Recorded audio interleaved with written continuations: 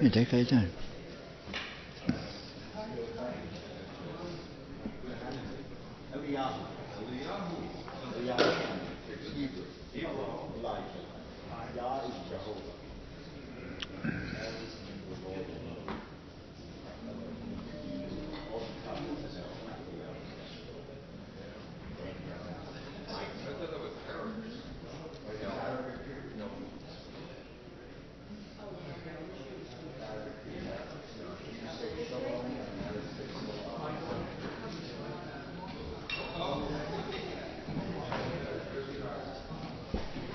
If you'll take your seats, please, we're going to begin.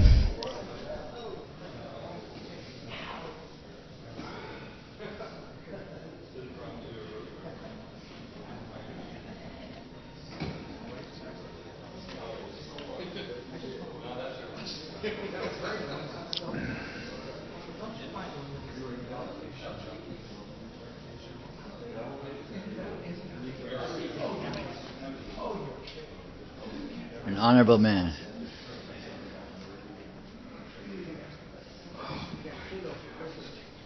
Nice.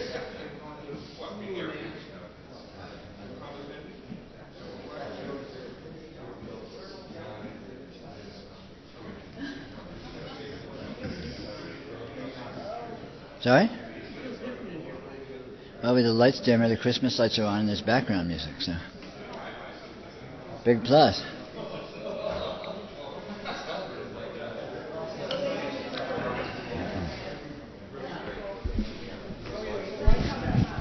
We're going to start right now, so if you would take your seats, that would be really nice.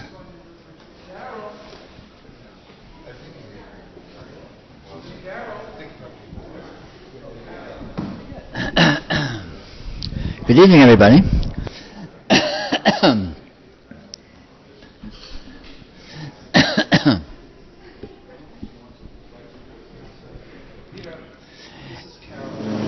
Later.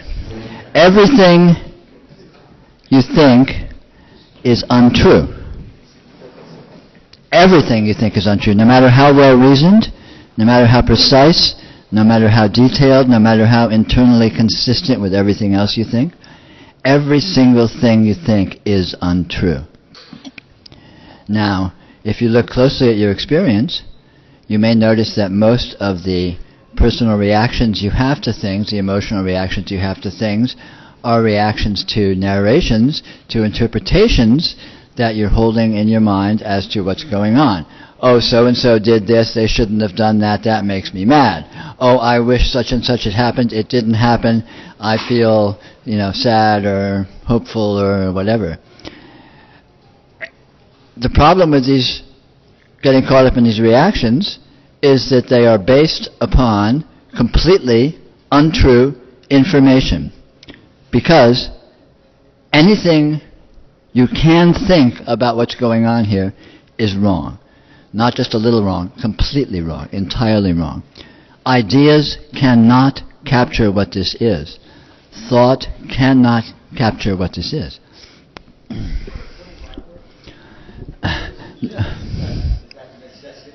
It's necessity. This is a multimedia event. Sound and light show. Oh, it makes it so much more dramatic and powerful. But the fortunate state of affairs is that we actually have direct reality present.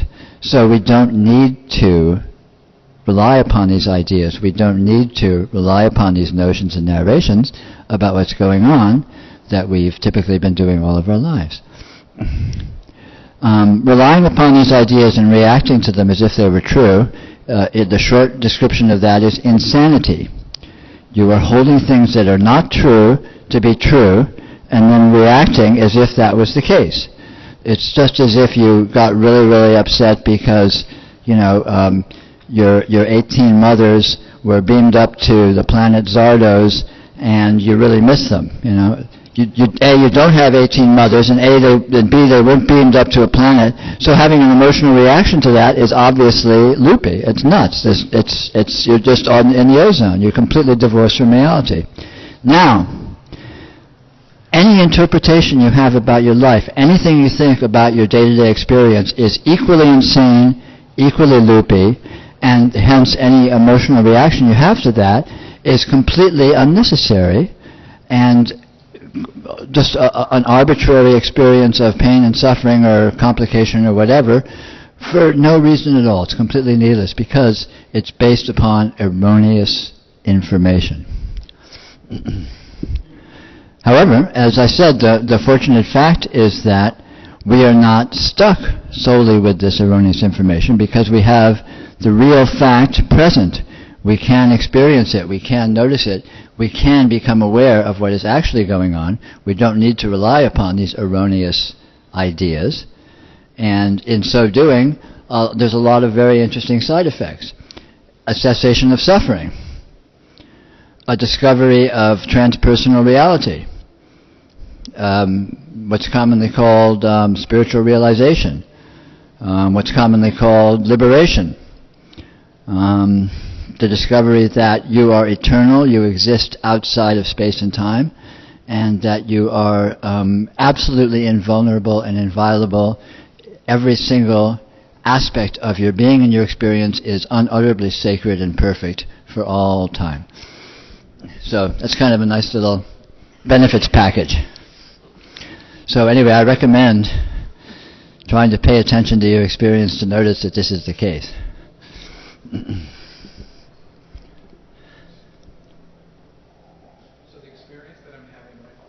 Just a sec. Do we have a microphone? If you don't mind speaking into a mic, that way people on the internet who are following along can hear what you're saying.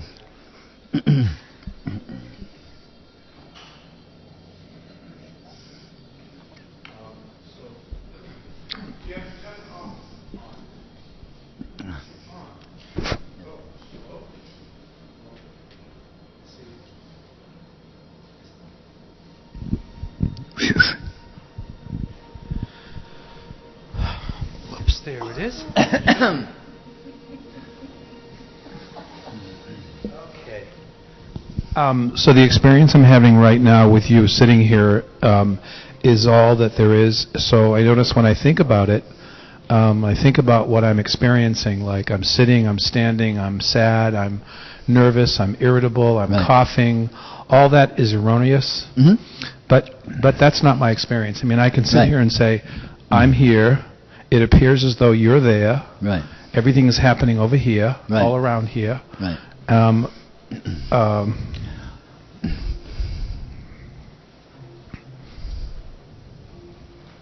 Yeah. All of that narration is untrue. It's untrue that you're there. It's untrue that I'm here. On the other hand, this is real.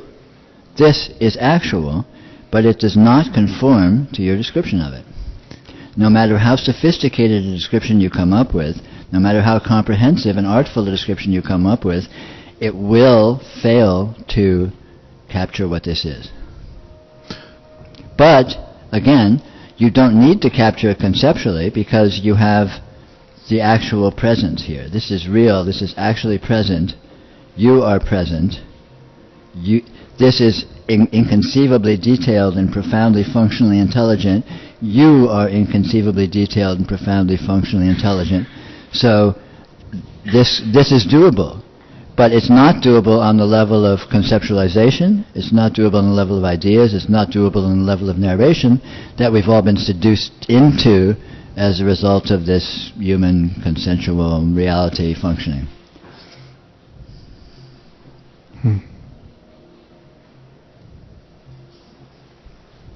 And you can discover this by paying very close attention to your experience and noticing that it doesn't conform to your narrations of it. It doesn't conform to your description. There's more going on.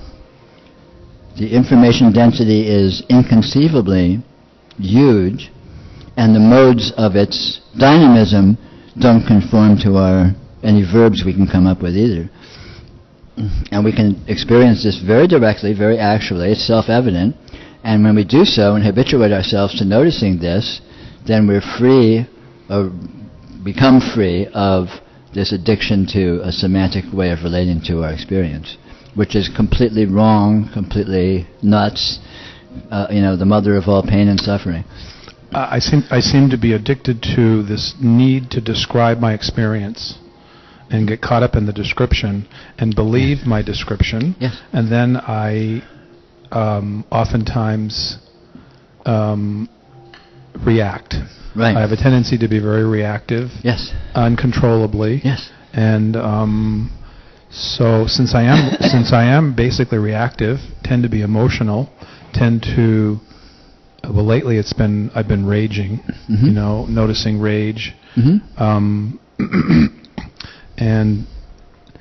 trying to track it back to an event in my early childhood. Right. Is that relative? Is it? I mean, do I need to understand the direct correlation between this particular rage and an experience from my childhood? Absolutely not. I get lost in this that's a seduction. insanity. That's a seduction into giving more self-importance to your narration. Okay. The operative word is what you started off your statement with.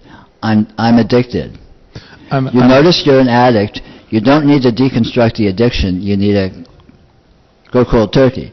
And the way you do that is by discovering there's an alternative.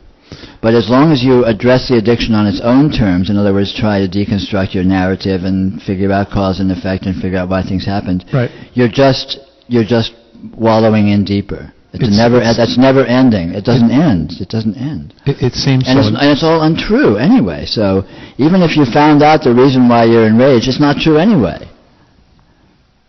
So the reason why you're enraged is because you're misinterpreting things, and when you're misinterpreting the actual event, when you're doing it is now. When you are experiencing rage, you're experiencing it because you're misinterpreting it now. So you don't need to do all this retroactive stuff and historical stuff. It's all real time. So in the moment that I'm raging, it's not happening now, but when it happens, I don't need to know where it's coming from. And strategically, there's no need to reference it. Yeah, definitely not. And strategically, it's more efficient to approach your experience when you're not in a high intensity situation. So when you're being reactive, when you're being rageful, when you're all caught up in your thing, just let go and just let the tide carry you. No problem. But eventually, you'll find that you'll come to a place of relative calm or relative openness, and that's the time to sidestep it, try to explore other avenues of your experience that are just wholly outside your narrative. Outside the narrative. Yeah. Because it seems to be moving toward more neutrality now. Yeah, good. The recognition of the neutrality, and then the rage happens, and then there seems to be more of an awareness that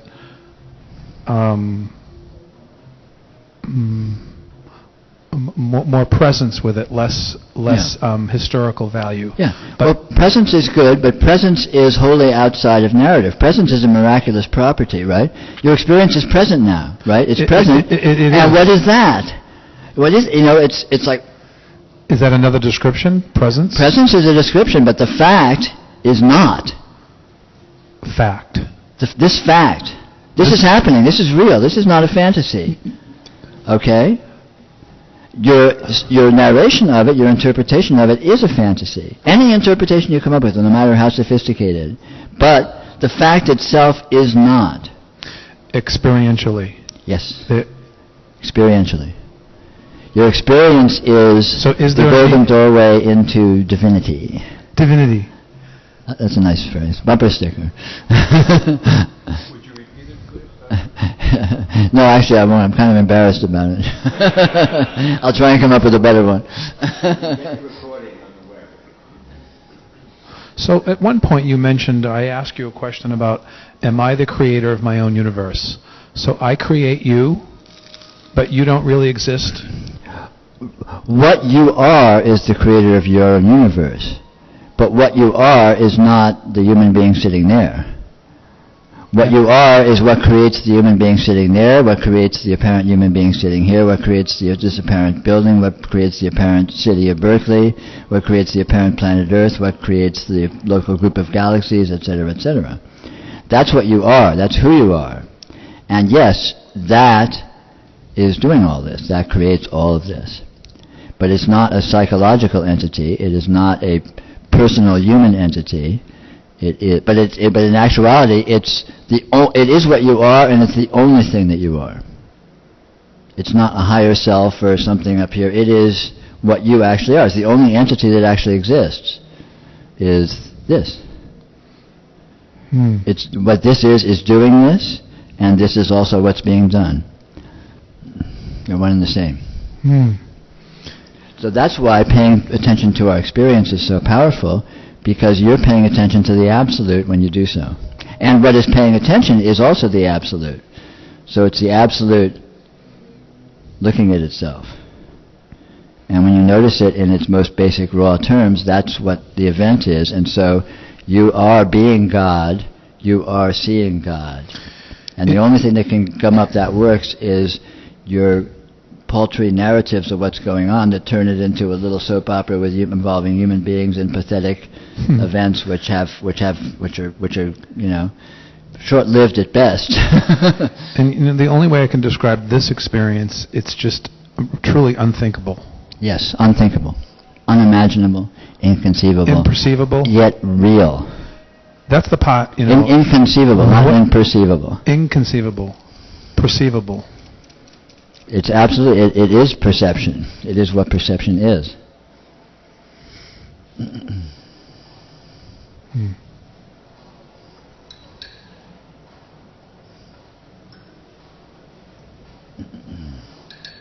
So every thought that arises is false. Yes. The existence of the thought stream is not false. Say that again? The existence of what you might call the thought stream is not false. Thought as thought is an actual present energy, let's say, just like the field of vision is an actual present energy. But thought isn't really thought, just like vision isn't really vision. Meaning that thought is meaningless, but it is Yes. it is happening. Yes, it's meaningless, but it's happening. And when you say it's happening, that's a narrative too. What happening means is profoundly subtle, and you can know it by being with it non-conceptually, non-referentially. So we really can't. The experience that the experience that is apparently happening can't be described. Correct. Absolutely not. So. Or you could say it can be described in infinite number of ways, all of them erroneous. I mean, imagine, you get 1,000 great writers in here to write artfully about what's happened in the last 5 minutes, and they'll each turn out a different novel, a different short story. They'll all be different from each other, and none of them will be this event.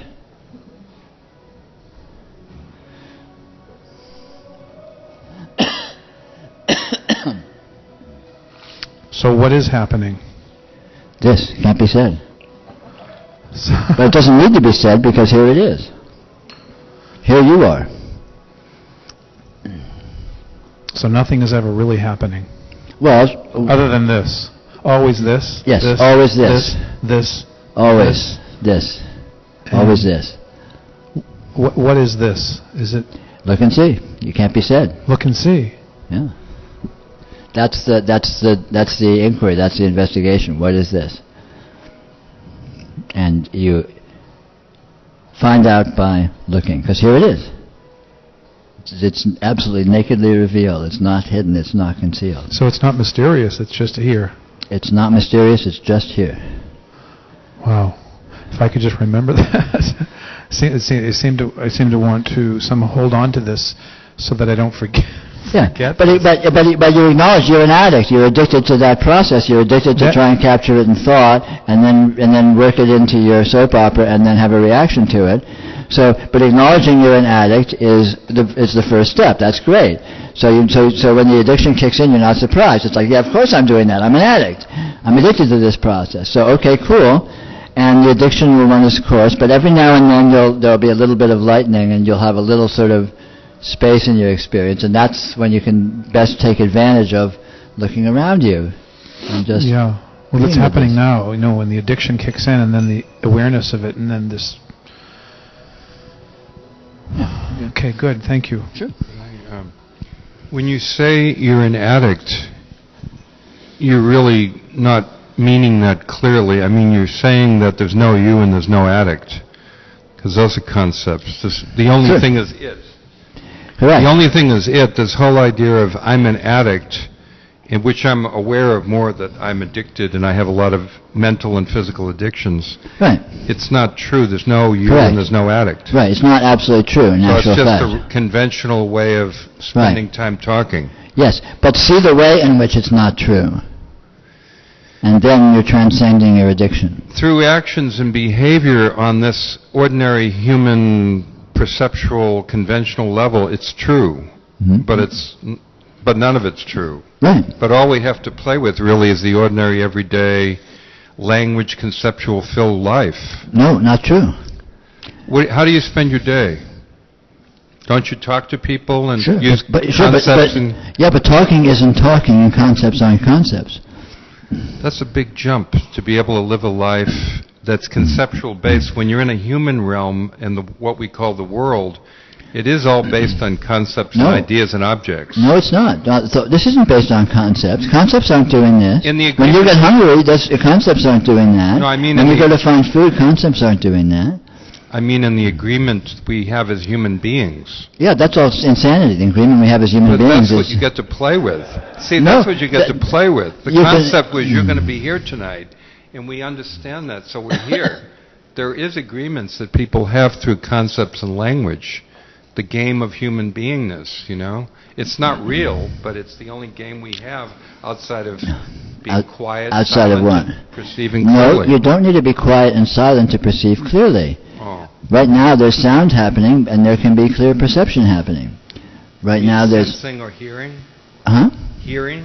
Anything, experiencing, doesn't matter how you characterize it.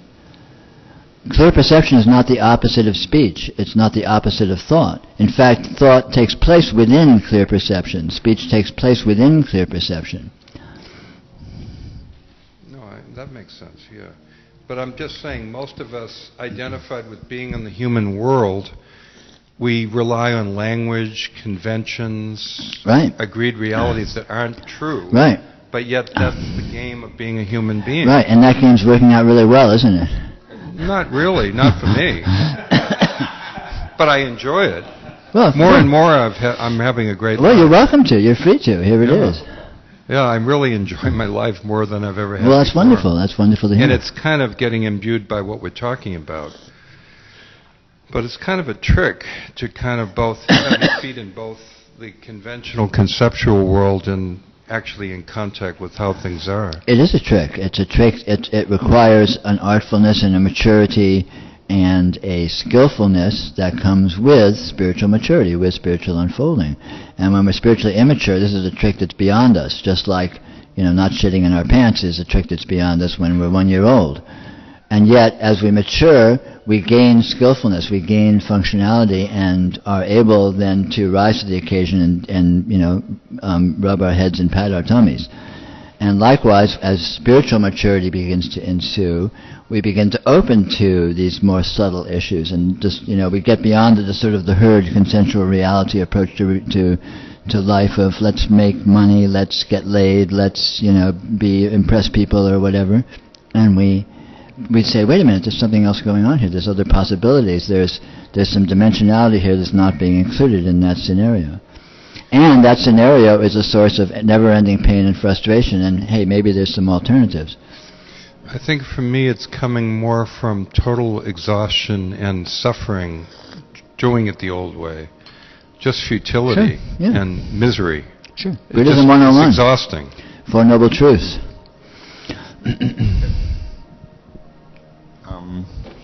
So I went with your metaphor that 1,000 people describe these 5 minutes. And in this imaginary scenario, one of them was named Shakespeare, and he called it sound and fury signifying nothing. And somehow his hit lasted 1,000 years or 10,000 years, and the other 999, whatever, it's forgotten. They're in the trash bin.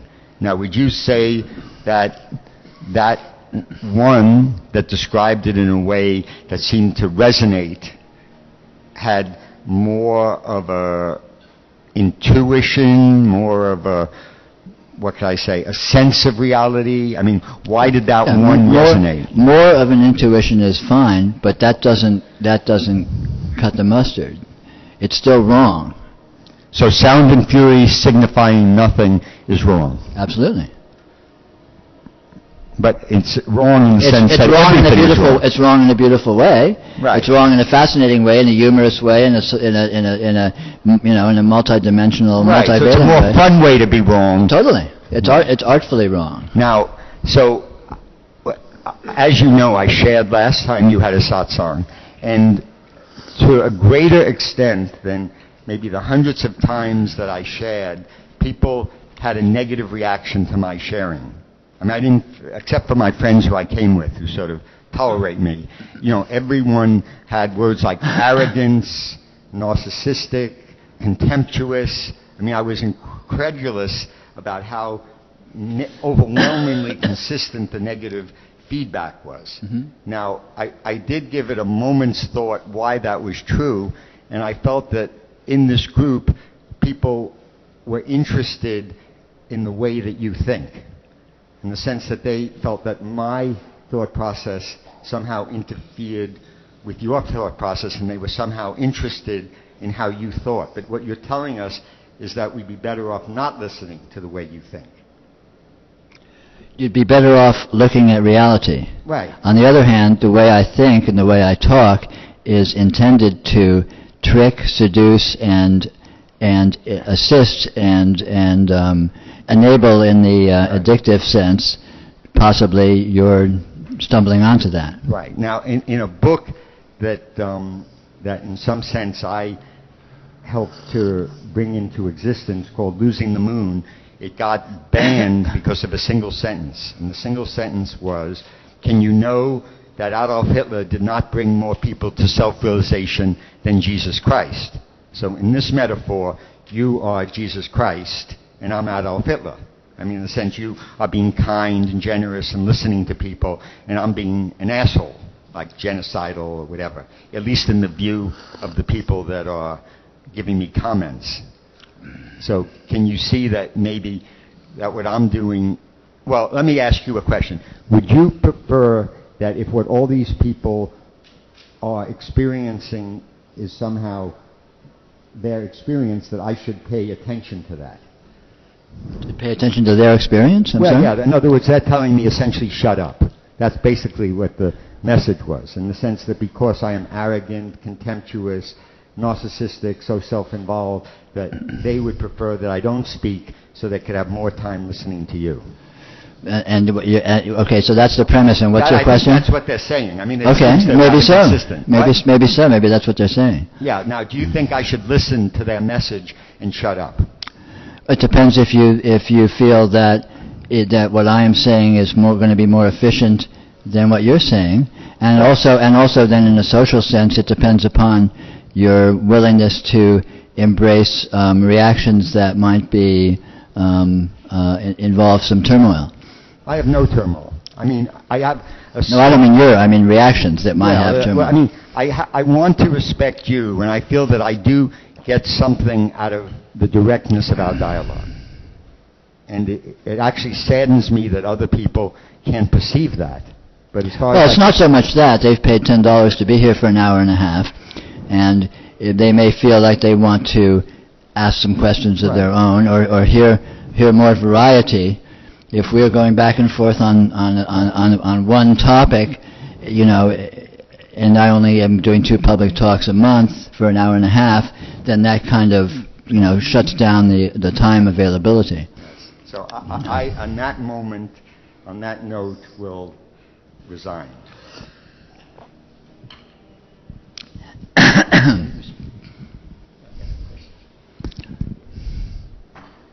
You can give the microphone here in the center, and then when someone wants to talk, they can make it known.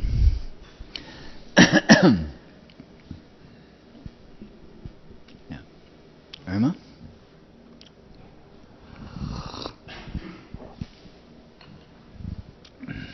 I'm very interested in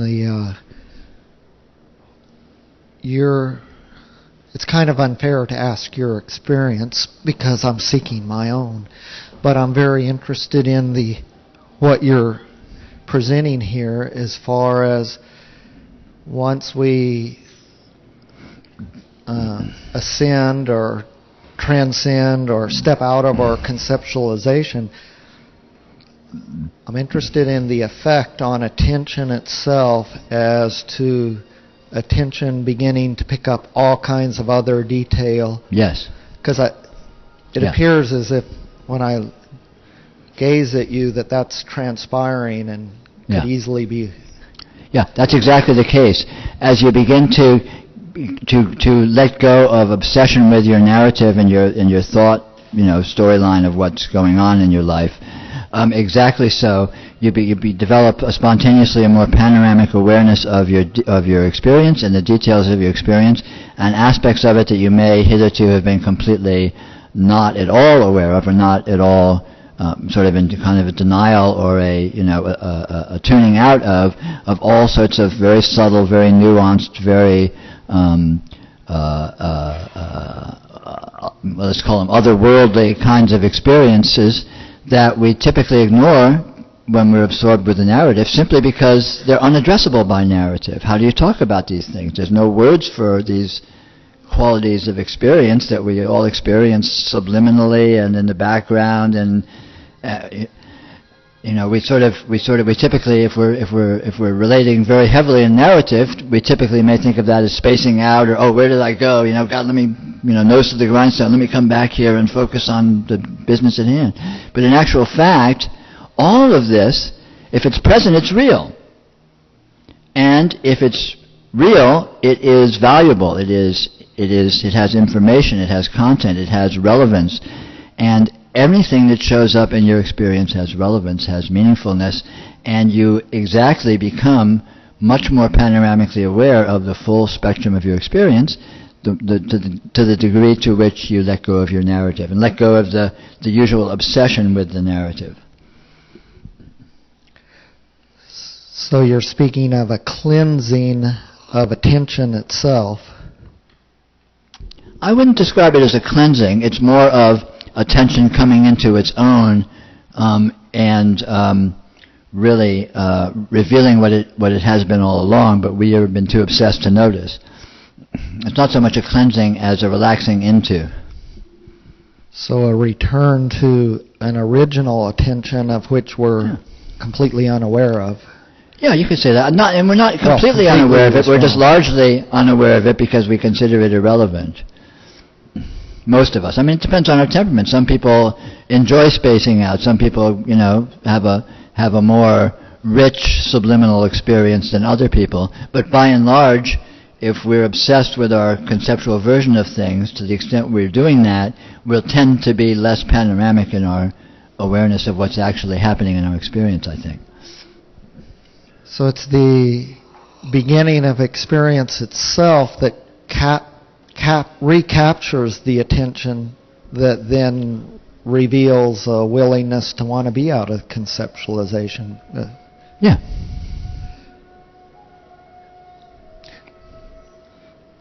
Yeah, so and that's the means too.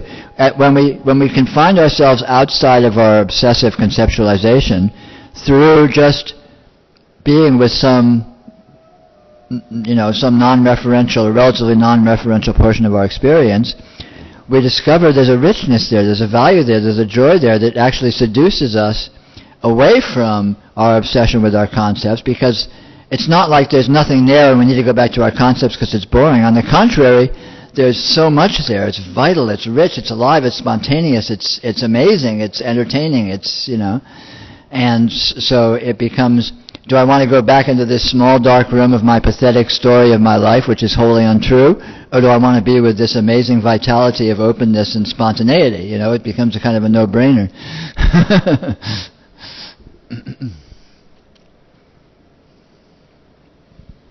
There are tensions in my body which call my attention to them, and then they want to be interpreted with conceptualization. Mm-hmm.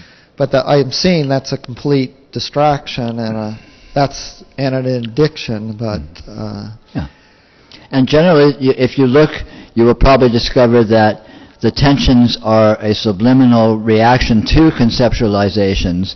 You may have a tension because you're having an unconscious fear or anxiety about something that you're thinking is going on in your life. But that thinking that something is going on in your life is itself a conceptualization, even if you're not actively thinking it. It's more just say an unconscious thought or a habitual way of relating to things that are going on, that you think are going on. And the more we go into a non-referential relationship to our experience, the more tensions tend not to be held in the body, and the body becomes very loose, supple, and spontaneous. And this kind of tension and holding tends to dissipate again spontaneously, in my experience. The key word you said, an unconscious thought. That's what pulls me back, is there's still an investigation of, there's still unconscious thought that is ruling over me. Right. And so there seems to be a certain amount of investigation into the emotional feeling and the conceptual world that's an attempt to get at the unconscious, to clear that unconscious thought. It's an attempt, but it's the wrong way to go, because the more you go into it, the more you're validating it and valuing it, and the more it actually reinforces it. What I'm suggesting is sidestep it entirely, go to a portion of your experience where there's no charge at all, and no thought, and not even any sense of definition, just, In Tibet, for example, they have this wonderful practice called sky gazing, where they'll sit and look into a clear sky for, a half hour, an hour, all day, or a week, or whatever. And it's hard to have an opinion about the clear sky. It's hard to get worked up about the clear sky. It's hard to like it or dislike it. It's hard to have a story about it at all. It's just sort of, And so all of a sudden you're in just using this example, and I'm not necessarily recommending this specific thing, but by exploring this kind of relationship to experience, you are automatically out of the realm, or let's just say directed away from the realm where these unconscious thoughts and the reactivity are having their tension, or doing their tug of war. I've experienced this. So then that's what we keep being told to continually do, but the unconscious thought is sitting there waiting for me, because there's nothing addressing it to change. And that's why then the return back to this conceptualization. All of us in the room have had the experiential. Right. And then we know, okay, we don't want to return to the conceptual and this emotional and this processing and trying to find the unconscious thought. But the catch is, if we don't, that was the promise, to continue with the experience. Yes. But then it never said, well, the unconscious thought would or wouldn't go away. But then what I find is it doesn't go away, so then I address half of the time with the experientiality, and the other half I'm working with conceptualization, investigating the realm of emotion and energy, and trying to flush out and bring fragments of this unconscious thought into consciousness, so it can kind of dissolve and release me, because I do want to get where you're pointing. And if you're doing that, then I wish you good luck. It's not what I would recommend. What I would recommend is keep persisting with non-relational experience to whatever extent you can, and that will ultimately, and it's not an overnight or instantaneous thing necessarily, this will ultimately dominate and put you into an entirely different perspective with relating to your experience, which will devalue these thoughts, whether conscious or unconscious, and the emotional reactivity that's associated with them. I want to hear that. Well, try it, play with it, but be patient. You just go to it when you can, and then when you can't, just relax, and you'll be doing your thing and being your personal self and all that.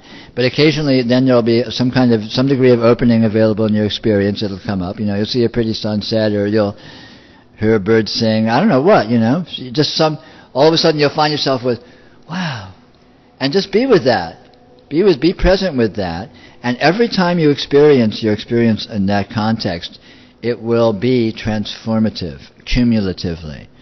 But again, it's not necessarily overnight, but it will win in the long run. So there's a moment when the unconscious thoughts fall away, dissolve, or break like a dam, They lose or their charge. release me, or They lose their charge, so in that you could say they're released. They may or may not stop. It's not like you're necessarily going to stop thinking. It's not like thoughts are going to stop occurring, but your belief in the thoughts and your investment in the thoughts will get less and less, and ultimately will just be a ghost and will have no charge. that's good headline news. It is. It's good news. I recommend it. Yeah, obviously, I'm here actively recommending it.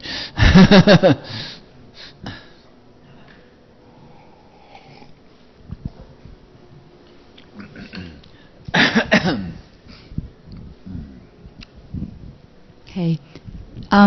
So I get what you're pointing to, and what I've found is that what seems the most difficult, let's say, is when I'm so in it, Right. so charged, Right.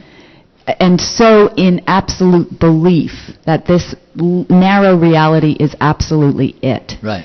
And in that moment, so you're, finding something to at least maybe your attention naturally goes to something, but we're not paying attention. We're fixated on that. Right. And I mean, it's so absolute. Right. It's painful. Like the contractions in the body, it's like everything is just indicating I hear you. this is so fucking real. Yeah. Right? Yeah, sure. And, it's amazing. So in that moment, it seems quite difficult to divert that point of attention for Yeah. personally. Sure. Like it just seems like, Yeah. there's no way out. Right. I call it the slippery slope. It's like I've gone down the slippery slope. No, I hear you, sure. Yeah. I understand. So I guess, is it just sort of, on some level, being able to see even there's some understanding that it's not real, and yet it's so completely real. So simultaneous, it's like they're both true. Yeah, but it's simpler than that. When you're really caught up in your stuff, what I recommend is let go. Just let go. Let it win. Let the stuff win. Yeah, just like I'm fucked.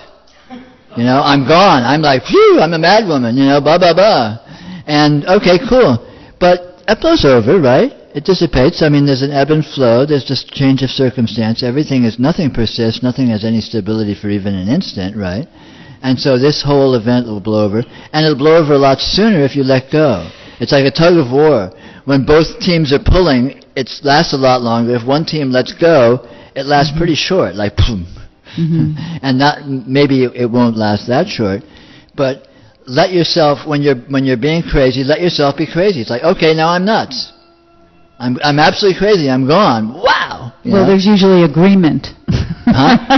There's usually others that are in agreement Sure. that I'm being crazy, and that's the big hook. Like, yeah, but screw them. Screw them. If you live your life for other people, you're a lost cause anyway. And you may as well not bother with all this kind of stuff. This is about you, or it's not about anything. yeah, I think there's also yes, of course. But there is also there's a wisdom, perhaps, in recognizing when something's being thrown at you, like is there anything real in the projection that people are throwing at you? Oh, yeah. Like you're fucking nuts, or you're selfish, or you're the most blah, blah, blah. So is there a wisdom in, none of it's true, but yet... There's a profound wisdom. Anything anyone thinks about you is totally about them. In the first place, it has absolutely nothing to do with you. Absolutely. So right off the bat, you can disregard all that stuff. And vice versa. Yeah, and vice versa. Yeah, exactly. Yeah. And so right away, if you can see the truth of that, and I tell you, it's absolutely true, so it's quite seeable. If you can see the truth of that, then your only enemy becomes the more internalized stuff, like you're talking about when you're caught up in battles with yourself. These kinds of internal tug-of-wars or internal self-loathings or whatever, lack of, whatever it is, it's hard to characterize whatever shows up. But again, the more importance you give it, you're actually giving it energy. It's like throwing gasoline on a fire. But the more, if you just say, "Oh, I'm crazy," you're actually devaluing it. You're letting go of it. You're not holding up both sides of the tug of war. You're letting it win. And in doing so, you actually are devaluing it. Maybe not totally or extremely, but as much as can be done with your current state, you're like. Can you fake it till you make it, though? I mean, play with that. But again, that can be a kind of a sort of coming in the back door of giving it importance. Right. If you completely disregard it as a way of saying, I just don't care. I don't care. I'm nuts. Okay, I'm nuts. Sooner or later I won't be nuts. It happens. And then I get nuts again, and it happens. But that attitude right there devalues it. It's just like, oh, I'm crazy and I shouldn't be. God, you have to stop being crazy. That's crazy. Mm-hmm. And it just magnifies and increases that whole thing because you're giving it more importance. It's like, oh, I'm crazy, and hey, what a lark, the human situation. Here I am, nuts again. What's new, But you're never totally nuts, and you're never nuts all the time. And the clouds part, and you come to a point where, wow, gosh, I feel pretty good now. Look at this, or whatever. I mean, just the wheel turns, the turning of the screw kind of thing. I mean, it changes. Yeah, it's like our experience is like a tide, and it's never static. It's never the same in two instances, right? And so even so, sometimes we're just we're caught up and we're screwed, and other times we're not.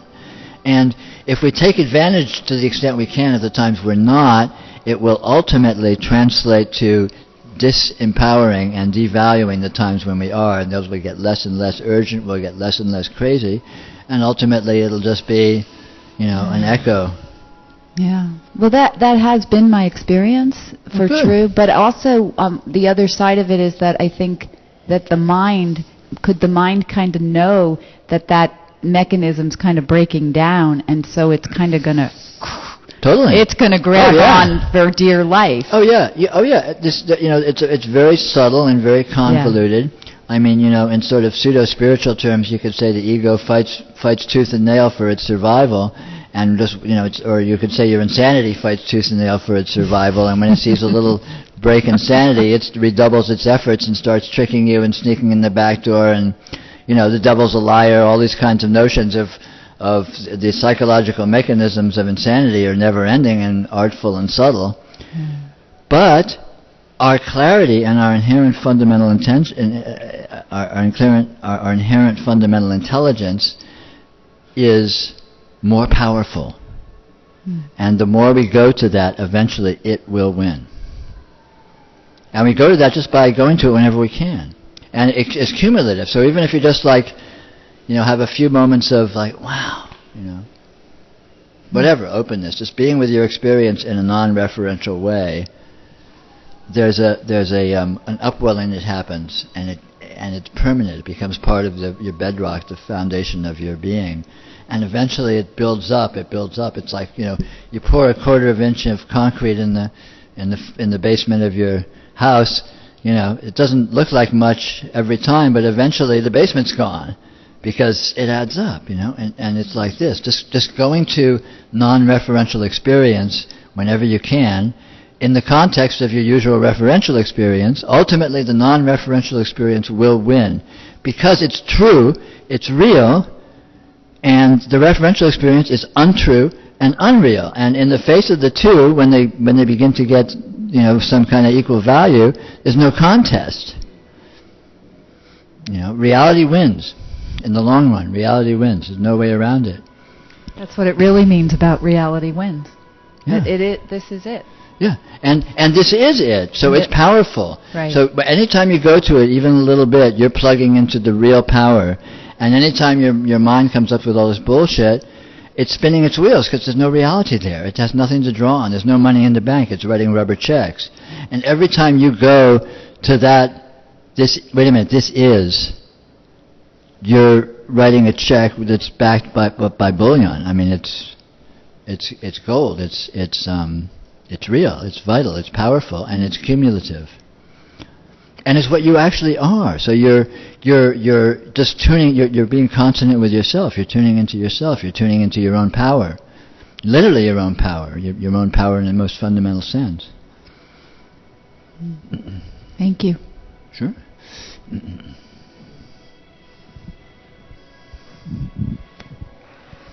So, a little opinion poll. What do people think about the music? Is it a plus, a minus, too weird, not weird enough? Sorry? This particular piece? No, it's Peter Gabriel's soundtrack to the last Temptation of Christ.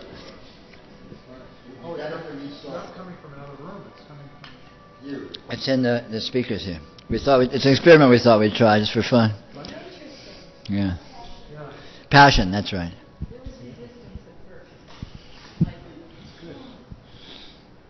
It's relaxing, yeah.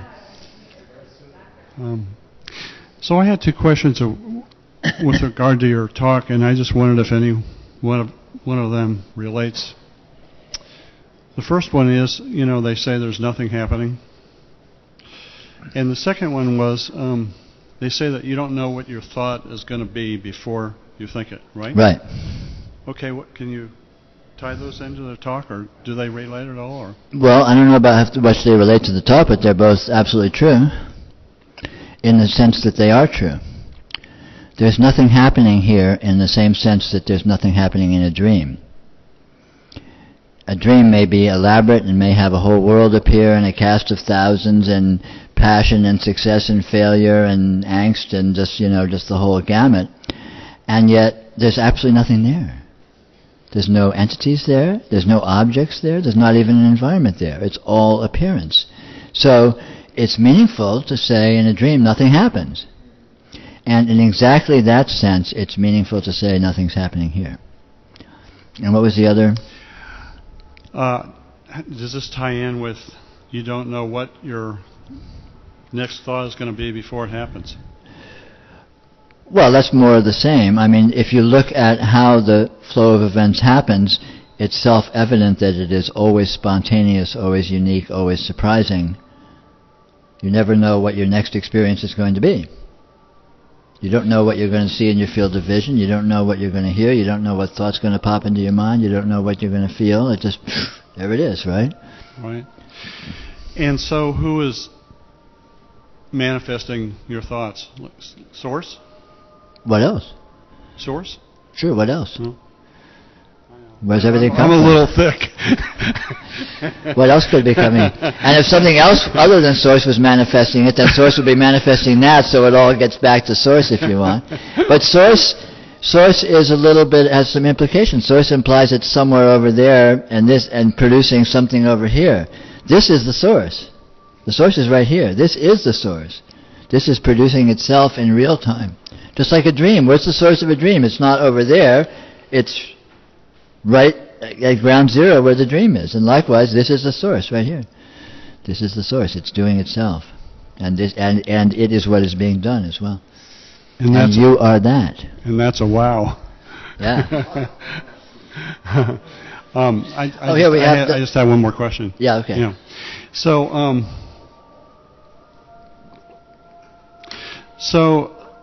I was reading that Ramana Maharshi was having all these great openings, and it wasn't until he started reading Advaita books that he sort of started to piece these things together. I wonder where you read that. That's not what I read. Oh, really? But anyway, and so we're doing it sort of backwards. We're doing the Advaita thing, hoping that the opening is going to come. What Advaita thing? Well, I think most people here are reading Advaita books, and my condolences. Huh? I said my condolences. Yeah. And they're reading these books and then hoping for the opening. Hey, me too. I'm hoping for it. I'm pulling for you. I'm sorry. Could we go back here? We have some online. We'll come back. This is a question from the internet, and the questioner says that English isn't his native language. assuming that everything is created by and in awareness, that we inherently are, is everything we experience meaningful, or are there just a few meaningful elements and the rest are just filters, like in a movie or in a dream? If so, then how? Okay. Everything is completely meaningful. Everything is totally meaningful. There's nothing whatsoever that is any less meaningful than anything else. But what meaningful means is not in a simplistic context that you can possibly track with human logic. Meaning is inscrutable, transcendental, divine, irrational, illogical, and chaotic. And probably fractal, too.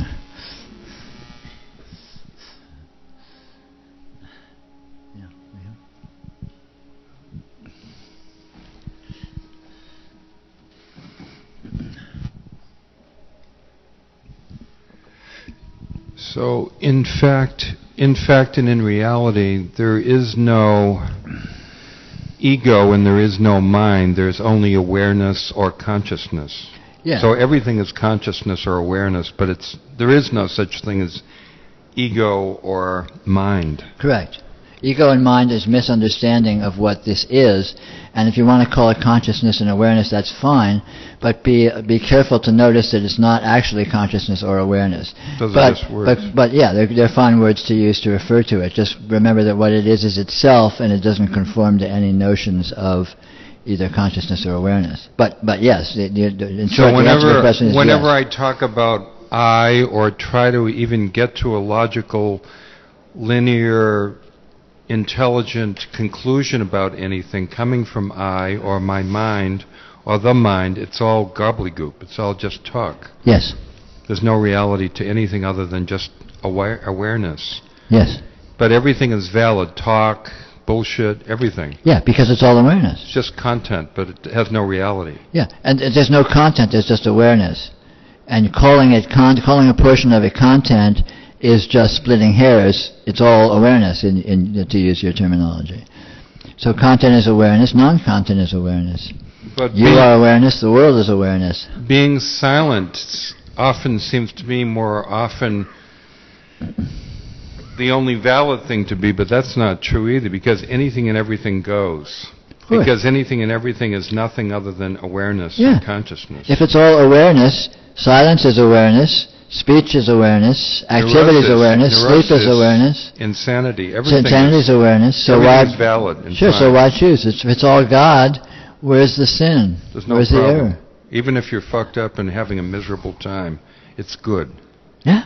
Good. Ultimately. I just want to get that straight. Me too. Did somebody?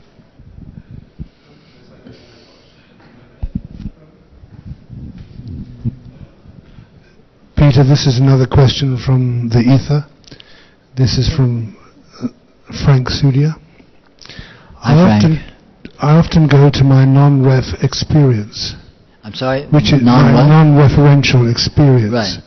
When I'm working at my computer, I feel like it's just radiance. But this can lead to poor work performance. I feel wonderful and stress-free, but how can I tune into a better soap opera? Okay, forget the soap opera stuff. Go to the radiance, my advice. Screw work.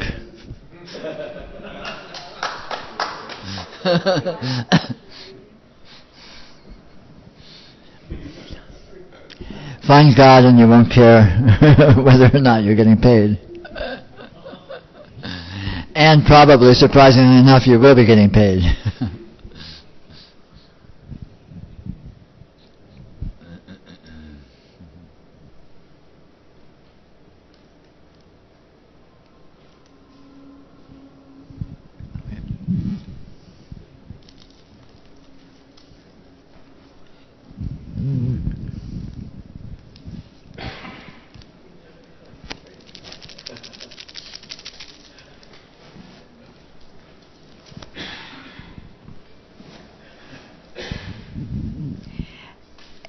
Did you say that everything is meaningful?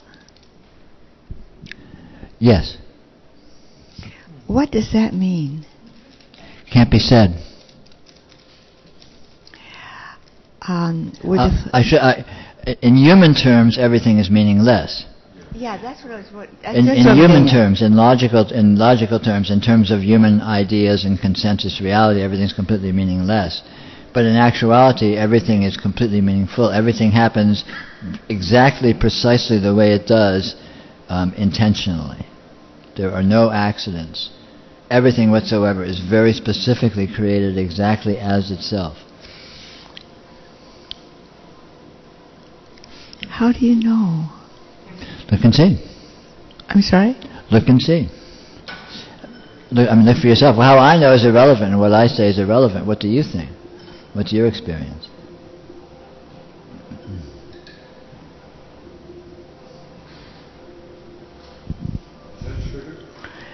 Sorry? That's sugar. No, I'm not sweet. That's why I didn't like so much sugar.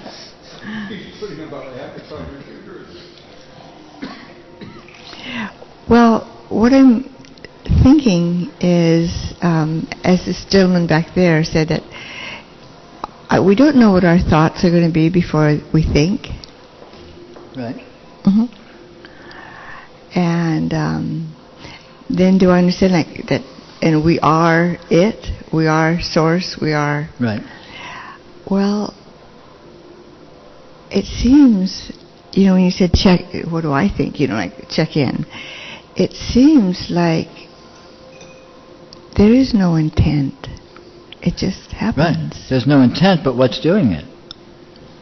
Just because there's no personal intent, what's doing it? What's putting every photon exactly where it is in every instant? It's there exactly right. Why? What's doing that? What's making the sun shine? What's making gravity pull us down? Mm-hmm. Is it an accident? It's just there? Just like someone left it there. It's like, oh, there's gravity because we forgot to take it away or turn it off. Gravity is exactly here, and it's exactly what it is. What put it there? What put the gravity there is exactly the same thing that puts the thoughts in your mind, exactly the same thing that makes your hair molecules be shaped the way they are, exactly the way that makes you behave the way you do, exactly the way that makes these lights be exactly where each one of them is precisely with exactly the luminosity that it happens to be having. What's doing all this? For me, the best answer is I don't know. Okay, good. I don't know. That's a good answer. That's a better answer than thinking you know when you don't. Yeah, But that's a good place to be to begin to look.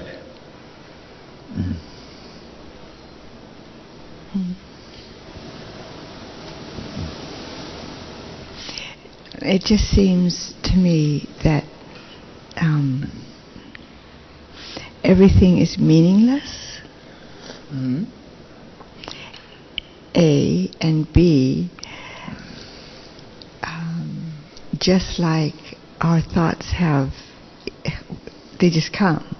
I just think this all happened. So like an accident, sort of. Well, I wouldn't. Like someone left the Big Bang machine running, and by accident, they went out for coffee and forgot to turn it off, and so as a result, all of this sound and fury signifying nothing. Yeah. I don't know. Well, I don't know either, but what I can see is this is the way it is, and what the heck is doing this? And whatever's doing it is doing every single piece of it with inconceivable precision. Look at this. But then Look that's at this us. precision here. But then earlier you said that's us. Including murder and mayhem. Sure. Yeah. Yeah, all right. But then earlier, if I understood, but you said that's us. That's. Yeah, it's what we are. It's the only thing there is. Yeah. Well, then, so we should know or not know what all this is. But yes, you can know what it is, but it may not be a what in the sense that we usually use the word what to refer to. It may not be an object. It may be a being. And we can know... It may be a being? Being. A verb. Being. And if it is a being, then it is here. This is being. And you are being. So most intimately you know this being. And you can know it most intimately. But you don't expect it to conform to your terms or your ideas. It is itself, but since you are intimately one with it, you can know it most intimately, but you may not be able to say much about it because the nature of what it is may not translate into words very well. And yet, knowing it most intimately can be profound because you're knowing yourself, you're knowing what this is, you're knowing the universe. When you know this being, you're knowing what goes on in you, you're knowing what goes on out you, and they turn out to be one and the same, which is kind of interesting.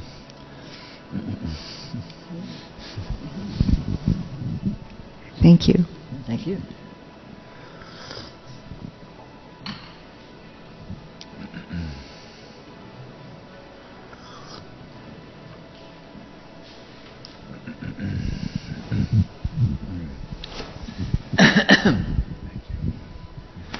Is there any value in self-improvement?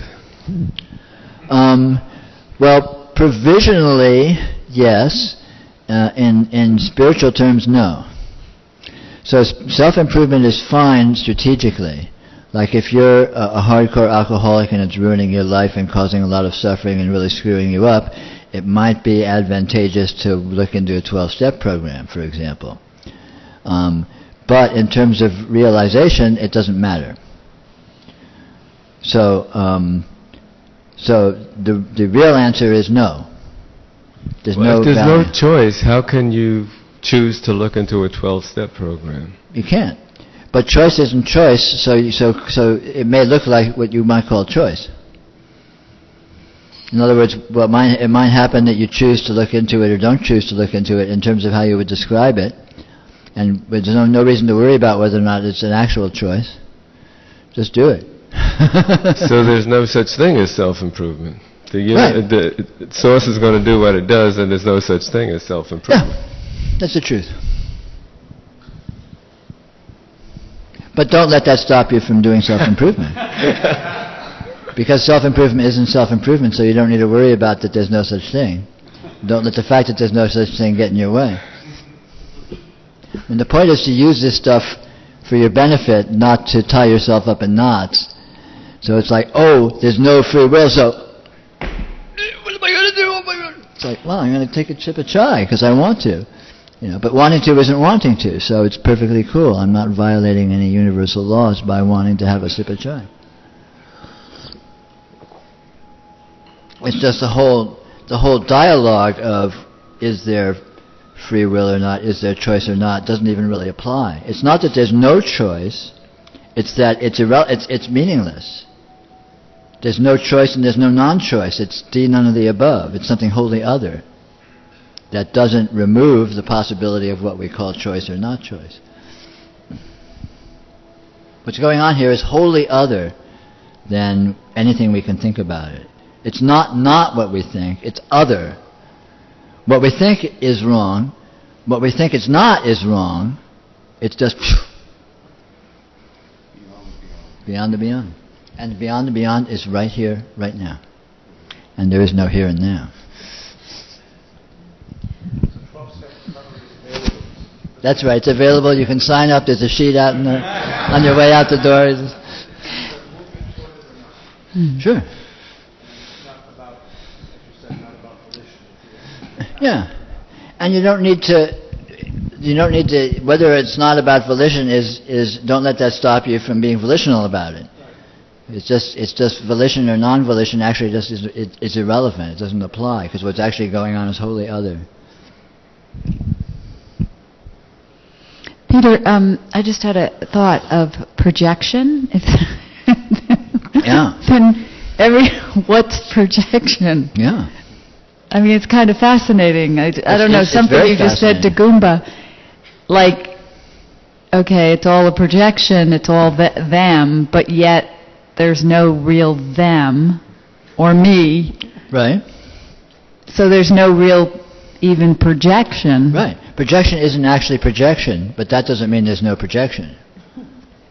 Say that again. In other words, any way of describing things is wholly inaccurate.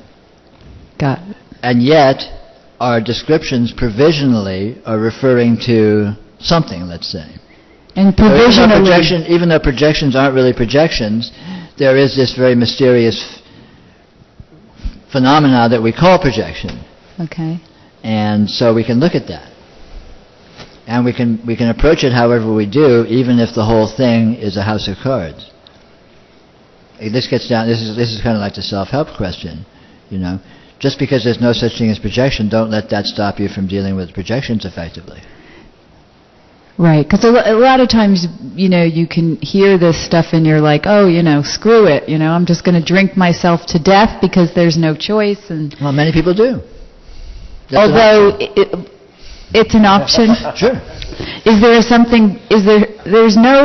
no one here, but there's nothing less than another. So one is the drunk on the sidewalk and somebody who's the president of the United, you know, extreme, sure. Right? Success in our society. There's nothing sure. better or worse. There's no even better or worse even. Sure. Yeah, absolutely. Right? That doesn't even exist. Yeah, that's the truth.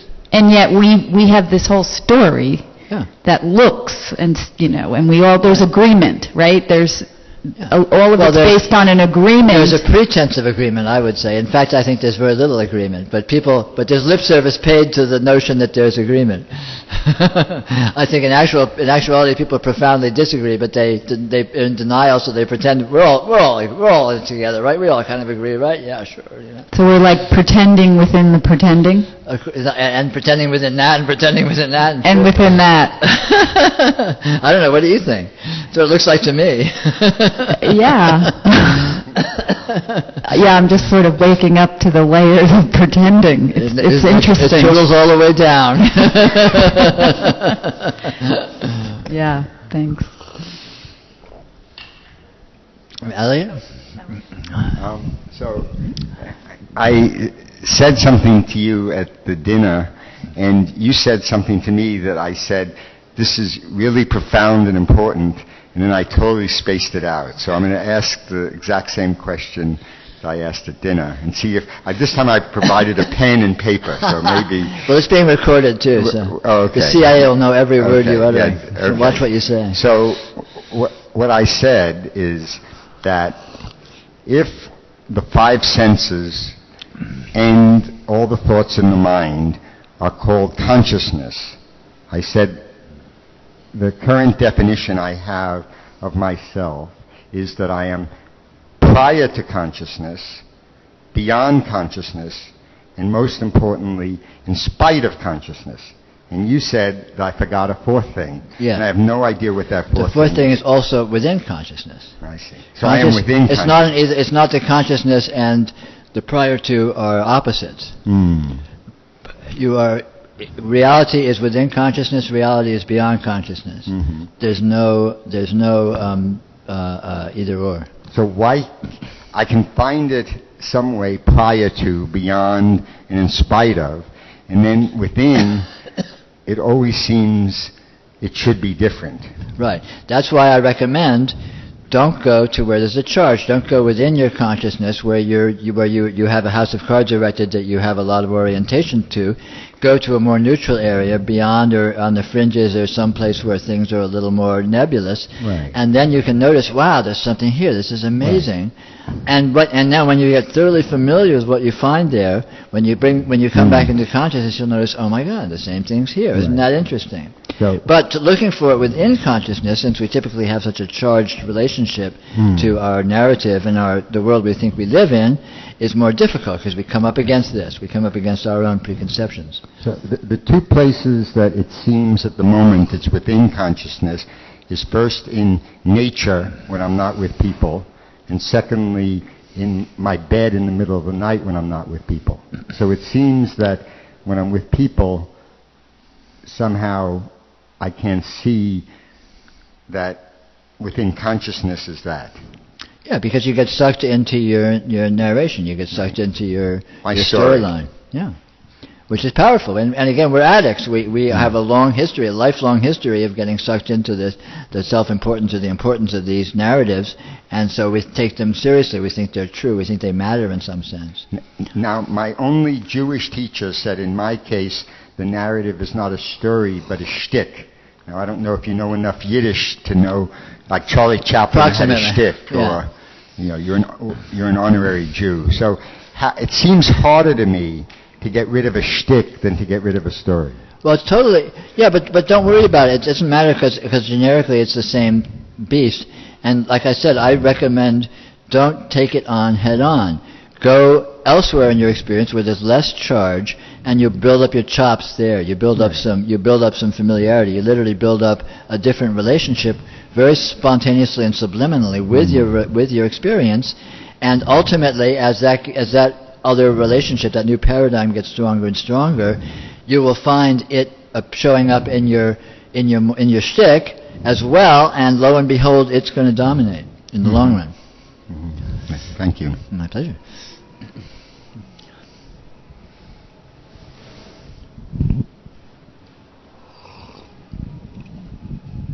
Another question from Mr. Sudhir. In my experience, some apparently enlightened people are total jerks. Who could have used some self-improvement? Is there any connection between spirituality and social goodness? None whatsoever. Okay, we have another question, which is God improvising? Yes. But that's meaningless, so but yes.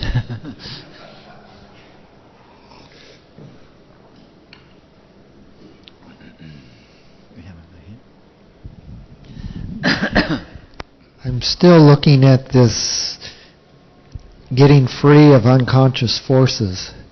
Looks to me like everyone, especially myself, we're ruled by unconscious forces we're not even aware of, and that's what's really running the show. So to get free of that seems necessitated for this panoramic event and for the everything you're speaking of.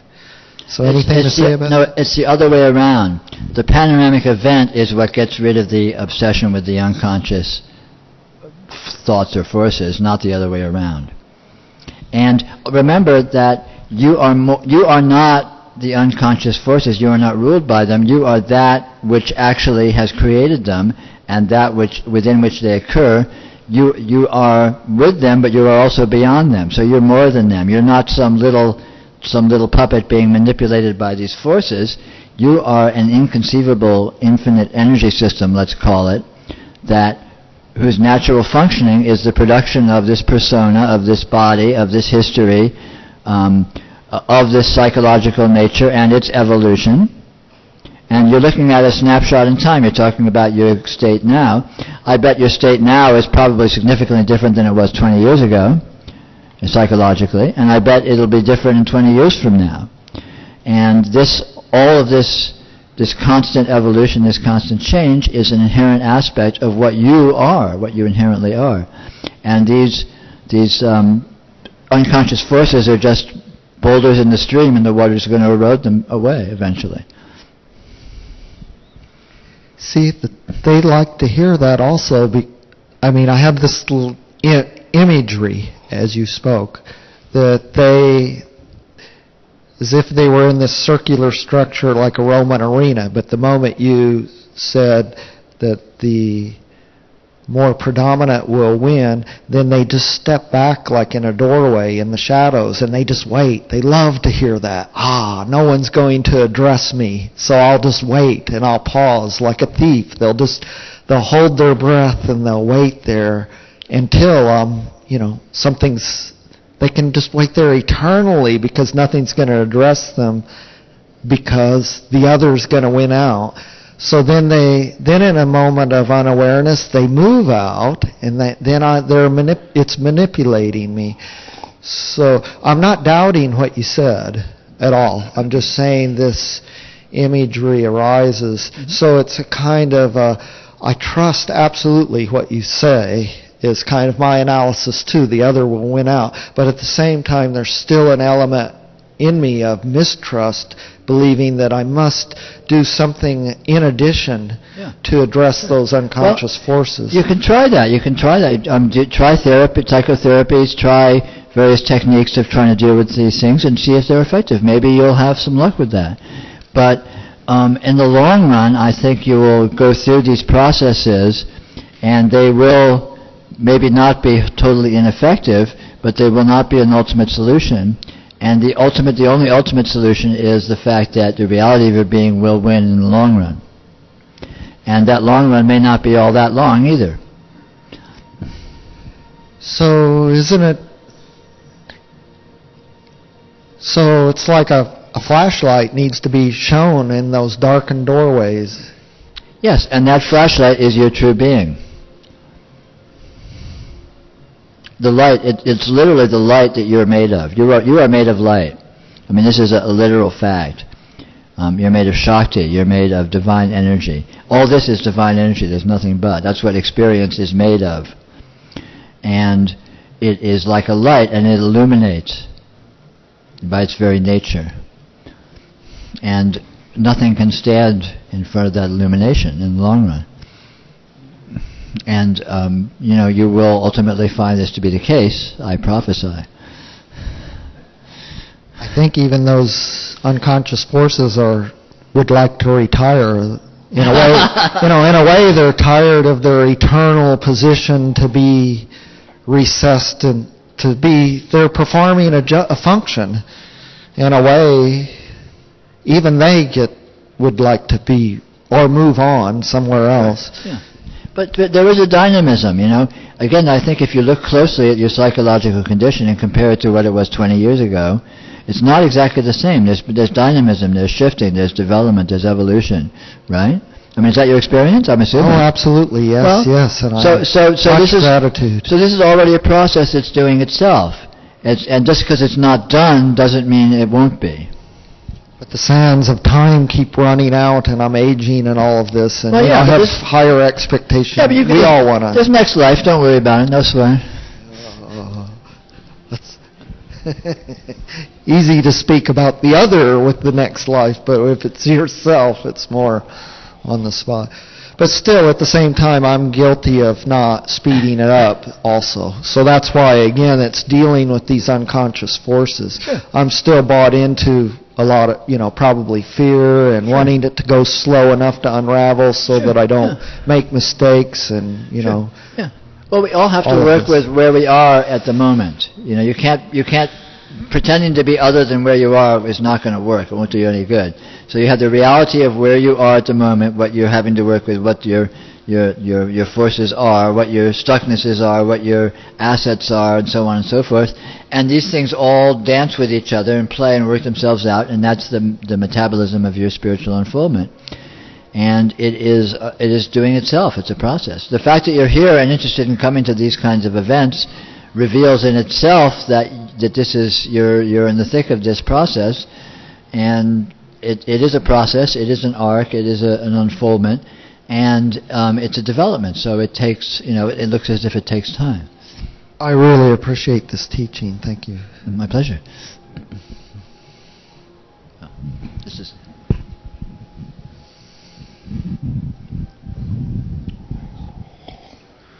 So other than the awareness of just this very instant that you can't even measure or call a word like this or presence, but other than this, there is no unconsciousness. There's absolutely nothing other than this. There's no such thing as unconsciousness. No, there's no such thing as consciousness either. So we're just talking.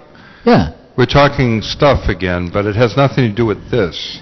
Well, it refers to nothing other than this, and so it's meaningful to the extent that it is meaningful, which is not at all comprehensively. Not if you're here. Yeah, it's not relevant comprehensively, but it's not necessarily wholly meaningless.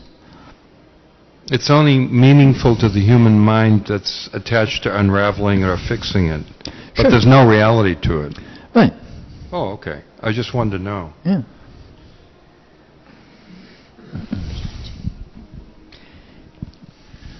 Well, when Jay and Rhonda was talking, I thought about the molecules that make up his body have always been here. Of course. And they will always be here. Sure. In some form. What's here is never leaving. What's here has never come. Here is beyond space and time, and it is not in any way vulnerable or transitory. Okay. Now, can we also I like your attitude.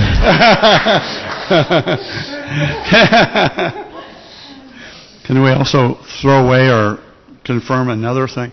So this guy during a retreat said that we are co-creating reality. What about that?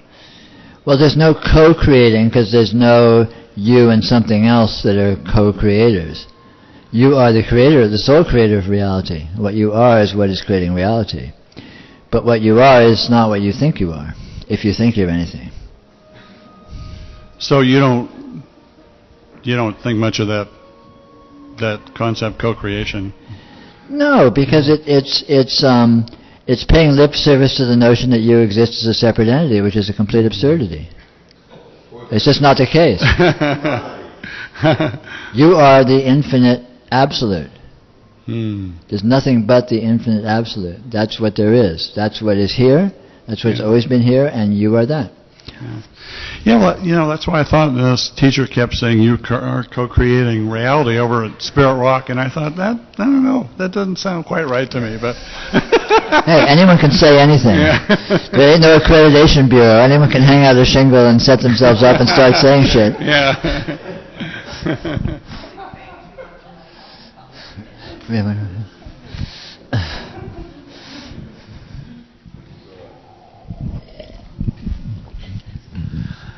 Yeah, I wanted to ask you, I'm not sure exactly how to frame this question, but I follow the conversation, and I see the whole activity of, and I'm completely here with it. I mean, I'm doing it too.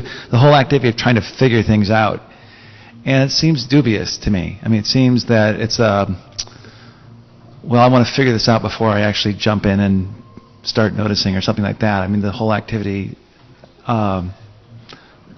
Do you think the whole activity of trying to figure things out, is that another kind of a red flag? No, it's a spontaneous, energetic arising, call it.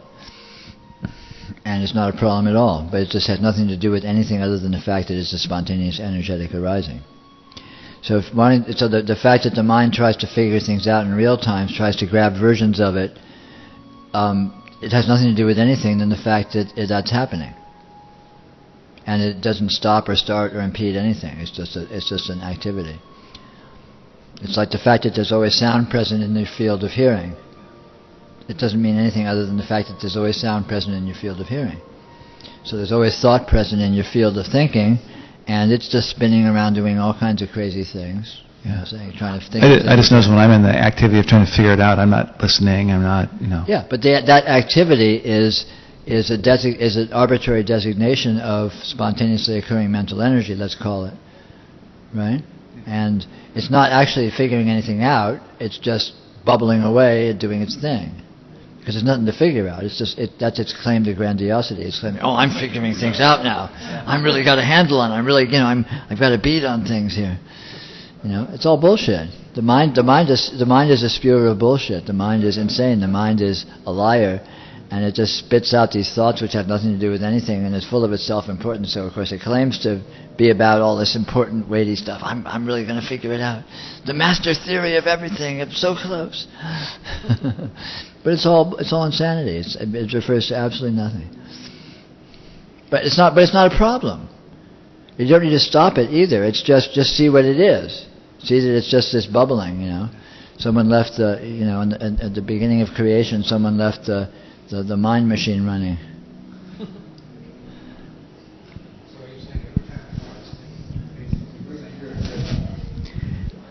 So, Peter, sorry. Can we actually move toward this? Of course not. Okay.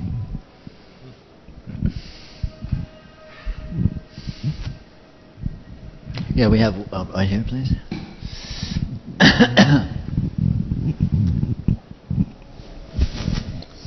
So do I hear? So every time I think a thought, I'm basically insane. Yes. Thinking thought is not insanity. It's believing. Believing thought is insanity. Yeah. It's the nature of thought to be constantly spewing this pretense at relevance and meaning. But because it's happening. Yeah, it's not going to stop. That's what it does. but none of it's true. None of it is actually about anything. It's kind of like, imagine the Defense Department. They probably spit out like a dozen scenarios a day of how to invade every country on Earth in 1,000 different ways, right? We've got 1,000 plans to invade Grenada, on the shelves in the Defense Department, because that's what these guys do. They spit out hypothetical plans of how to invade it if they have aircraft carriers, if they don't have aircraft carriers, if it's raining, if it's sunny, if this, if that. So they've got a bazillion hypothetical invasion scenarios sitting on the shelves that they can pull down if they need to. None of them have anything to do with anything. They're just hypotheses. They're hot air. And that's what the mind does. The mind is spinning off hypotheses. It's saying, gosh, what if things were the way I'm thinking of them, then blah, blah, blah, blah, blah. And if not that, then blah, blah, blah, blah, blah. It's all if-then. It's not actual. It's just hypothetical scenarios. And that's all the mind does, is spin these things out non-stop, 24/7. No problem. Just see that that's the case, and it has nothing to do with anything except that the mind is doing its thing. It's hard for me to believe that every thought is untrue. But well, I can see. Try and find a true thought. Try and find an accurate thought. Try and find a thought that actually captures reality in its fullness. Anyway, I think it's about quitting time. Can I ask just a quick question, Tarek? You may, real quick, because we're 2 minutes over, and the authorities are breathing down our necks here. I had a thought around a month ago that I would come to Peter Brown. Now, every week I hear 5 different teachers, and so I just choose not to go to most of them. For some reason, the way Michael described you, said, I'm going to do that. So it seemed that thought, I will go to Peter Brown, had a reality because it got me here. But the thought didn't get you anywhere, because where the thought came from is what got you here, and the thought where the thought came from is not the thought. Before you ever had that thought, where the thought came from was there and was ultimately got you here. So what really you're saying is that the thought appears with almost a certain stickiness.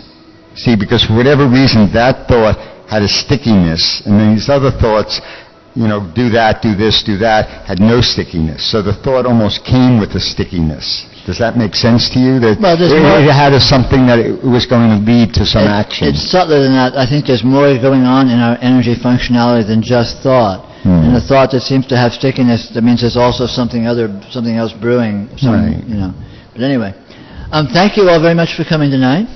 And I'll be here in 2 weeks from this evening, and have a lovely time until then.